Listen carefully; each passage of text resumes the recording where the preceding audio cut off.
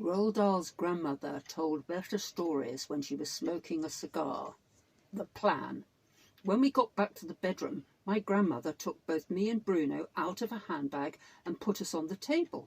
"Why on earth didn't you speak up and tell your father who you were?" she said to Bruno. "Because I had my mouth full," Bruno said. He jumped straight back into the bowl of bananas and went on with his eating. "What a very disagreeable little boy you are," my grandmother said to me.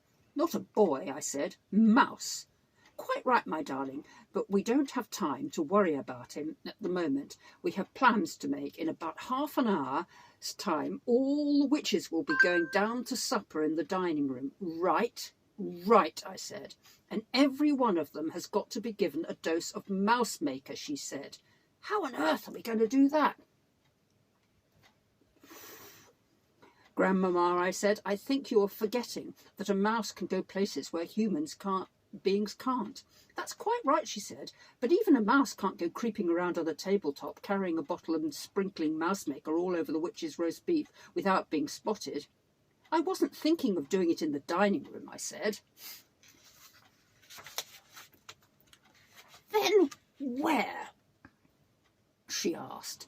"In the kitchen," I said, "while their food is being got ready." My grandmother stared at me. "My darling child,"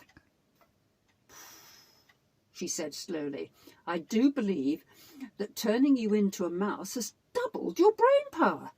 "A little mouse," I said, "can go scuttling around in the kitchen among the pots and pans, and if he's very careful, no one will ever see him."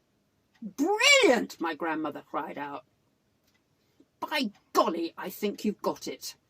"The only thing is," I said, "how will I know which food is theirs? I don't want you to put it in the wrong saucepan. It would be disastrous if I turned all the other guests into mice by mistake, and especially you, Grandmama. Then you'll just have to creep into the kitchen and find a good hiding place and wait and listen.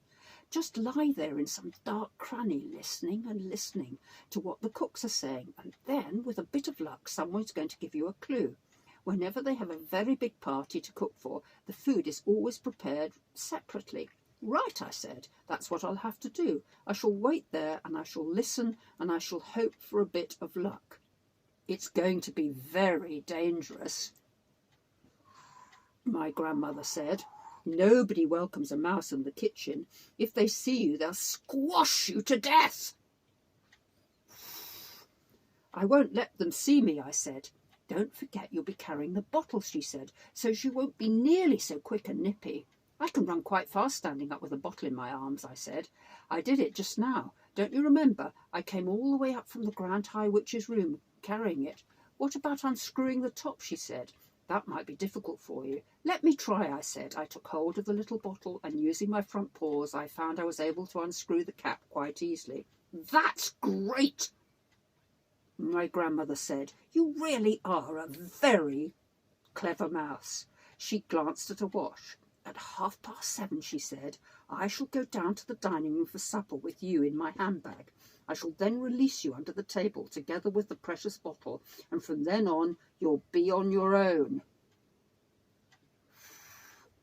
You will have to work your way unseen across the dining room to the door that leads to the kitchen. There'll be waiters going in and out of the door all the time. You will have to choose the right moment and nip in behind them. But for heaven's sake, be sure that you don't get trodden on or squeezed in the door." "I'll try not to," I said, "and whatever happened, you mustn't let them catch you." "Don't go on about it, Grandma. You're making me nervous." "You're a brave little fellow," she said. "I do love you." "What shall we do with Bruno?" I asked her. Bruno looked up. "I'm coming with you," he said, speaking with his mouth full of banana. "I'm not going to miss my supper." My grandmother considered this for a moment.